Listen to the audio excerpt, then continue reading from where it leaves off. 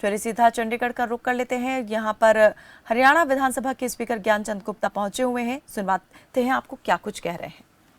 के लिए कि ये 75 साल की आज़ादी का सफ़र किस प्रकार से तय हुआ और ये जो हमें आज़ादी मिली थी, ऐसे वीर क्रांतिकारियों के, लाखों क्रांतिकारियों के बलिदान स्वरूप ये हमें आज़ादी मिली और इस आज़ादी की कितनी बड़ी कीमत हमें चुकानी पड़ी, ये मैं समझता हूँ कि आज के नवयुवकों को, आज के बच्चों को इसके बारे में बहुत ज़्यादा जागरूक करने की आवश्यकता है।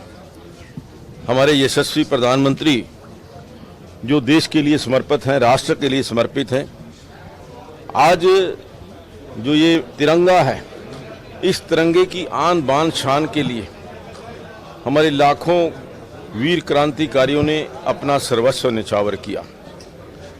शहीद आजम भगत सिंह, राजगुरु सुखदेव, करतार सिंह सराभा, मदन लाल ढींगरा, शहीद उधम सिंह, लाखों ऐसे नौजवान जिनकी आयु 18 वर्ष से कई बार ज़्यादा भी नहीं थी, ऐसे लोगों ने भी अपना बलिदान देकर के ये आज हमें आज़ादी लेकर के दी है।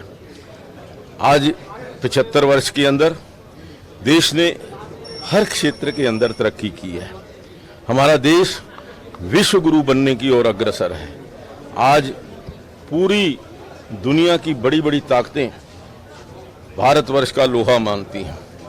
मैं इस अवसर पर देशवासियों से अपील करूंगा, जो मुहिम आज 13 अगस्त से शुरू हुई है, घर घर तिरंगा, हर घर तिरंगा, अपने घर पर तिरंगा लगा करके देश की एकता और अखंडता का परिचय दें, देश के साथ मजबूती का अपना परिचय दें।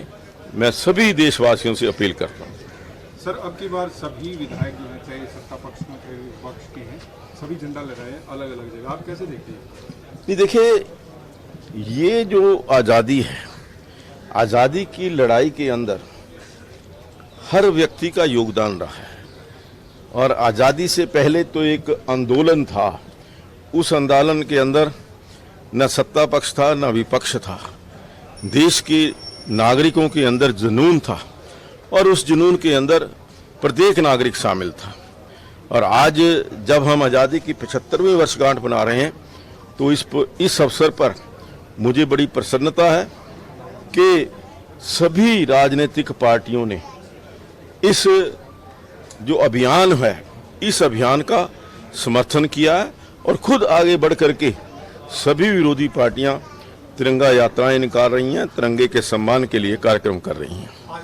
आज़ादी के अमृत महोत्सव को पूरे देश भर में मना रहे हैं सर, और युवा पीढ़ी जो है खासतौर पर उसके लिए कितना प्रेरित करने वाला फैसला है, क्योंकि देश के प्रति समर्पण की बात अगर हम करें तो युवाओं के कोई तरह से इस अभियान के साथ जोड़ना कितना सफल मानते हैं? देखिए, मैं ये समझता हूँ कि जो हमारा देश 1947 में जो आज़ादी मिली थी, उसके पश्चात युवाओं को जिस प्रकार से राष्ट्र के साथ जोड़ने की आवश्यकता थी, देश के प्रति उनको जागरूक करने की आवश्यकता थी, वो उतना नहीं हुआ। लेकिन अब नरेंद्र मोदी जी ने युवाओं को राष्ट्र के प्रति, देश के प्रति उनका कर्तव्य क्या है, आज देश आज़ाद हो गया है। आज देश को रक्षा के लिए जो हमारे वीर सैनिक सीमाओं पर खड़े हैं, उनको भी मैं सैल्यूट करता हूं।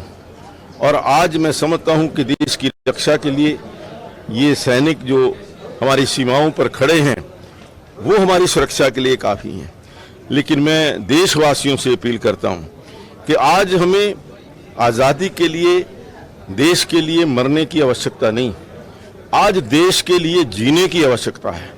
हम जिए तो देश के लिए जिएं, राष्ट्र सर्वोपरि है, उसके लिए हम जिए, ऐसी मैं सभी नागरिकों से अपील करता हूं। आज आपने सर एक पौधारोपण भी किया, तो क्या लगता है कि जो अहम दिनों पर? देखिए, पर्यावरण की दृष्टि से हमारे आदरणीय प्रधानमंत्री जी ने विशेष आग्रह किया और कोविड के दिनों में हम इस बात की आवश्यकता को हमने महसूस किया कि ऑक्सीजन की कमी के कारण बहुत सारे कोविड के रोगी ट्रबल में थे। आगे इस प्रकार की मुश्किल ना आए, आगे जो ऑक्सीजन है उसकी कमी ना आए, पर्यावरण शुद्ध रहे, उसके लिए अति आवश्यक है कि हम हर देशवासी एक पौधा अवश्य लगाए। तो अभी आपने हरियाणा विधानसभा के स्पीकर और पंचकुला विधायक ज्ञानचंद गुप्ता को सुना। उन्होंने चंडीगढ़ में जो है तिरंगा फहरा करके तिरंगा अभियान की शुरुआत कर दी है।